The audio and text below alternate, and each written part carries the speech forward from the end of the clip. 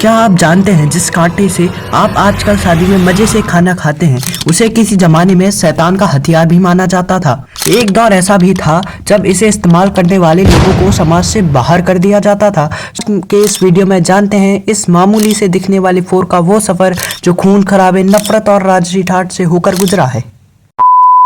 हजारों सालों तक इंसान के पास खाने के लिए सिर्फ तीन चीजें थी, उंगलियां, चाकू और चम्मच। चाकू शिकार के लिए, चम्मच सूप के लिए और उंगलियों का यूज आप कमेंट में बताना। 11वीं सदी में इस दुनिया में इस कांटे का कोई नामो निशान नहीं था, क्योंकि कुछ तेज दिमाग वाले लोग सोचते थे जब भगवान ने हमें खाने के लिए हाथ दिए हैं तो हम खाने के लिए किसी लोहे की चीज का इस्तेमाल क्यों करें। अब एक बार जब एक राजकुमारी एक राजकुमार से शादी करके उसके घर पहुंची और वो अपने साथ एक दो दांतों वाले हथियार को लेके आई, जैसे कि आज हम कांटे के रूप में जानते हैं। चर्च के लोग फिर बोले, जब भगवान ने हमें हाथ दी है खाने के लिए तो तुम हाथों की जगह ये लोहे के हथियार का इस्तेमाल क्यों कर रही हो। और सरप्राइजिंगली कुछ सालों बाद उस राजकुमारी की डेथ हो गई और चर्च के लोग बोले यह भगवान ने उसे श्राप दिया है। अब इस पूरी दुनिया में सिर्फ एक ही देश तो है नहीं, तो अब कांटे ने अपनी शुरुआत इटली से शुरू करी, जहां इटली के लोगों को पास्ता खाना बहुत पसंद था और पास्ते को हाथ से खाया नहीं जा सकता था।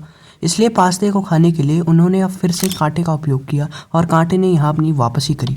अब कांटा एक हथियार नहीं, तमीज की पहचान बन चुका था। और अब शायद ये जान के आपको हैरानी होगी कि जो लोग अब कांटे का इस्तेमाल नहीं करते थे उन्हें समाज से बाहर निकाल दिया।